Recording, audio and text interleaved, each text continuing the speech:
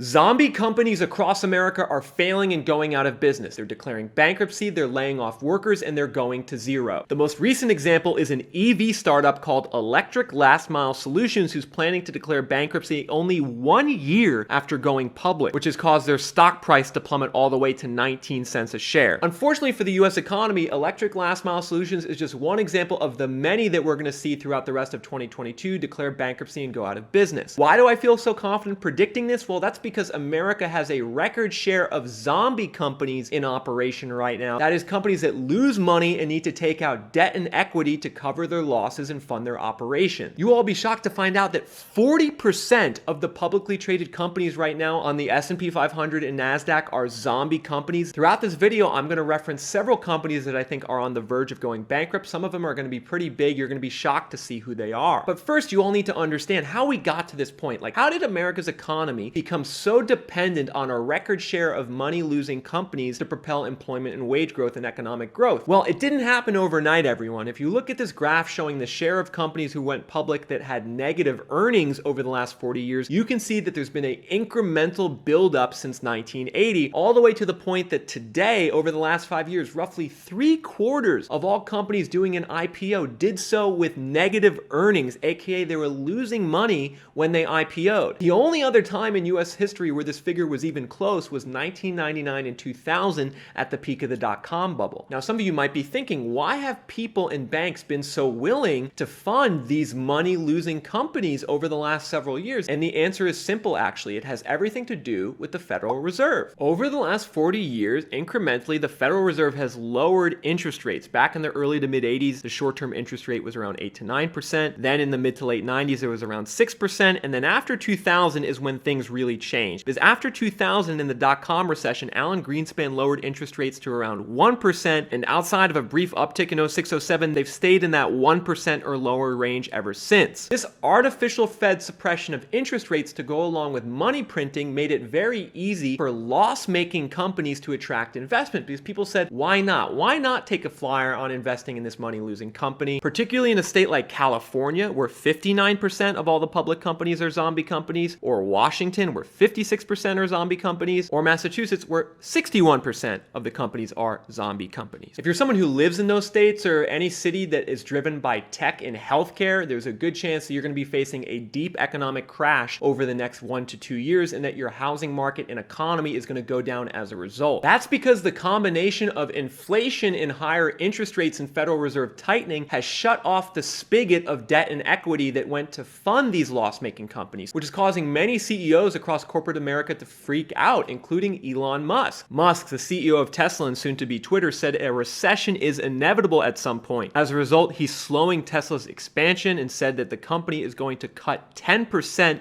of its salaried workforce over the next 3 months. But interestingly, Musk said that hourly staff numbers are still expected to grow. The fact that Tesla, the 6th largest company in the world, is announcing these layoffs should be a big wake-up call, because it's no longer just small publicly traded companies like Coinbase, Carvana, and Redfin doing it. It's the big dogs. And I want you to pay special attention to what Elon Musk said, that they're laying off salaried workforce while increasing hourly headcount. And this speaks to the fact that the recession and the zombie company layoffs and bankruptcies are going to disproportionately affect white-collar salaried workers. This is going to be a white-collar recession throughout the second half of 2022, while I believe that blue-collar hourly workers could continue to see employment gains. The reason why this is going to be a white-collar recession is because if you look at job growth since the pandemic, you can see that we're still down by 1.4 million in blue-collar jobs. Those would be ones that are in construction, in the restaurant industry, in manufacturing. We're still down 1.4 million, and that's because there's a massive labor shortage right now for firms that are trying to hire for those positions. But on the other hand, white-collar jobs like IT, finance, and tech are up 960,000 from their pre-pandemic levels. And many of these jobs are fake jobs. They're for companies that don't make money.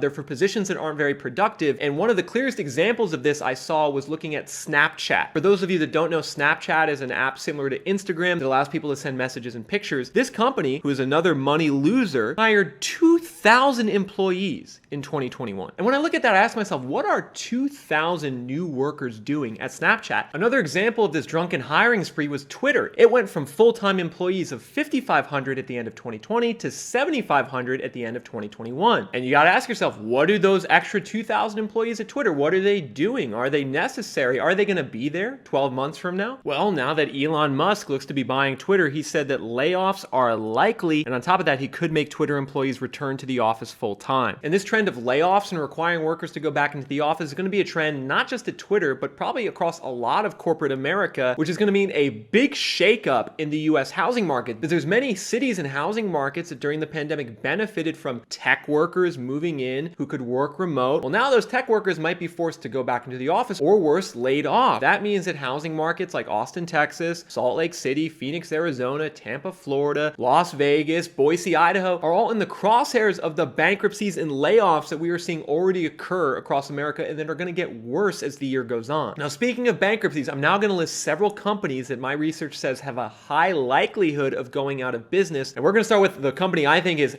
destined to fail, and that is Opendoor. Opendoor is the largest home flipper in America. Over the pandemic, Opendoor has made a habit of using Wall Street bank debt to buy up homes in cash around America and then mark them up for even more than they bought them for. For instance, right now, Opendoor has 1,100 listings on the market in Phoenix. That's nearly 10% of all the homes on the market in Phoenix right now. And these homes are just starting to sit on the market at grossly inflated prices. For instance, take a look at this listing in Peoria on the west side of Phoenix. Opendoor bought it for $454,000 in early May, which was 17% more than what it sold for 45 days ago in March. Then Opendoor relisted it for an even higher amount at $505,000 in late May, and has since had to cut the price for $482,000, a price that is still way too high given the fact that only 8 Zillow viewers have saved this listing in the last 25 days. So Opendoor's business model is to basically buy up as many homes as possible in specific neighborhoods around America, jack up the price, and hope someone is willing to pay that price into the future. That model largely worked in 2021 when interest rates were low and there was a lot of demand in the housing market. But now that the housing market's going to a crash, Opendoor is in deep, deep trouble because they're going to have to sit on unsold inventory and cut the prices and pay the taxes, insurance while they hold the property. It's going to be a mess. And I think eventually Opendoor is going to have to call it quits and liquidate its homes. That's why Wall Street has pushed Opendoor's stock price all the way down to $4.82, 72% below where it was a year ago. Longtime viewers to my channel are going to know that I've shorted Opendoor several times over the last 6 months and have made a lot of money betting against their stock price. Well, I'm doing it again. I have a put option on Opendoor right now that expires in January, betting that they're going to go down below $2 a share, which is essentially a bet that they're going to go out of business. Another company I think has a high likelihood of going to zero is Robinhood, the stock trading app. Robinhood has already laid off 10% of its workers and lost an astounding